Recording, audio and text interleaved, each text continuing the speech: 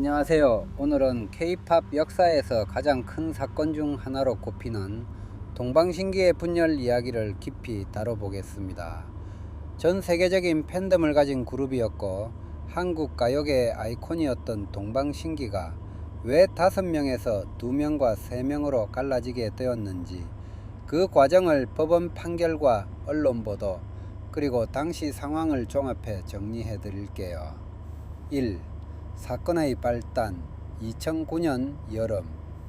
2009년 7월 동방신기 멤버 중 영웅 재중, 미키 유천, 시아 준수 이 3명이 서울중앙지방법원에 전속계약 효력정지 가처분 신청을 냅니다. 쉽게 말해 SM엔터테인먼트와 맺은 기존 계약으로는 더 이상 활동할 수 없다라는 선언이었습니다. 이 소식은 당시 팬들에게는 충격 그 자체였습니다. 세계 투어를 성공적으로 마치고 일본 오리콘 차트에서 1위를 차지하며 사실상 아시아 최고 그룹으로 자리 잡은 상황이었기 때문입니다. 겉으로 보기엔 성공 가도였는데 내부적으로는 갈등이 폭발 직전이었던 거죠. 두 번째, 불공정 계약 구조. 가장 핵심적인 문제. 첫 번째 원인은 바로 전속 계약의 불공정성입니다. 당시 알려진 계약 기간은 13년 이상이었고 활동 공백이나 해외 진출 시 기간이 연장될 수 있는 조항이 포함되어 있었습니다. 이걸 실제로 계산하면 최대 15년 이상, 거의 종신계약처럼 느껴질 정도였죠. 또한 수익 대분 구조도 문제였습니다. 음반 판매, 공연 수익, 광고 등에서 발생하는 돈이 먼저 회사로 들어가고 제작비, 홍보비 등을 제외한 뒤에야 멤버들에게 분배됐습니다. 그런데 그 비율이 불투명했고 멤버들에게 돌아가는 몫이 기대보다 적다는 불만이 커졌습니다. 실제로 법원도 일부 조항에 대해 과도하고 불합리하다고 판단했습니다. 즉, 멤버들의 주장이 터무니없는 불평이 아니라 일정 부분 근거 있는 문제 제기였던 겁니다. 세 번째, 소속사의 강력한 통제. 두 번째 문제는 소속사의 과도한 통제였습니다. 계약에는 활동뿐 아니라 휴식, 개인 일정, 심지어 은퇴 여부까지도 회사 승인이 필요하다는 내용이 있었습니다. 멤버들은 개인적인 활동 기회나 자유를 거의 보장받지 못한 채 회사 스케줄에 100% 맞춰야 했습니다. 특히 당시 동방신기는 한국뿐 아니라 일본, 중국, 동남아 등 해외에서 동시다발적으로 활동했습니다. 비행기를 타고 나라를 오가는 강행군이 계속되었고 멤버들은 체력적으로도 정신적으로도 큰 부담을 안고 있었습니다. 소속사 관리 체계가 지나치게 빡빡했기 때문에 불만은 더 커질 수밖에 없었습니다. 네 번째, 위약금과 손해배상, 탈출을 막는 장치. 세 번째 쟁점은 위약금과 손해배상 조항이었습니다. 만약 계약을 어기고 회사를 떠나면 멤버들은 엄청난 금액을 배상해야 했습니다. 이는 사실상 회사에서 나가지 말라는 압박으로 작동했습니다. 이런 조항은 연예계 전반에 퍼져 있었지만 동방신기 사건을 계기로 사회적으로 큰 비판을 받게 됩니다. 그리고 이후 연예인 불공정 계약 문제에 대한 공론화를 이끌어냈죠. 다섯 번째, 방송활동 제한과 업계 권력 소송이 시작되자 문제는 단순히 법정 다툼에만 그치지 않았습니다. 방송활동 제한이라는 벽이 등장합니다.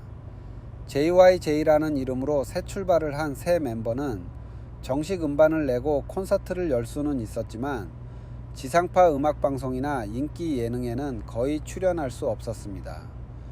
공식적으로는 소송 중인 연예인은 출연이 곤란하다는 이유였지만 사실 업계에서는 SM 같은 대형 기획사의 영향력과 방송사의 눈치 보기가 크게 작용했다는 분석이 많습니다. 그 결과 새 멤버는 음악적 역량이 충분했음에도 대중에게 노출될 기회를 잃었고 이는 팬들에게도 큰 아쉬움으로 남았습니다. 여섯 번째, 멤버들의 선택 차이. 왜 2명은 남았을까? 2명은 남았을까 하는 점입니다. 영웅계 중 미키 우천 시아준수는 독립적인 활동과 자유를 택했습니다. 계약 구조가 불합리하다고 판단했고 위험을 감수하면서도 새로운 길을 가겠다고 선택한 겁니다. 반면 윤호윤호와 최강창민은 SM에 남았습니다. 둘은 동방신기라는 이름을 지키고 회사와 함께 활동을 이어가는 길을 택했죠. 이 선택에는 현실적인 판단도 있었을 겁니다. 안정적인 활동 보장, 방송 출연 가능성, 그룹 브랜드 유지 등 다양한 요소가 작용했을 것으로 보입니다.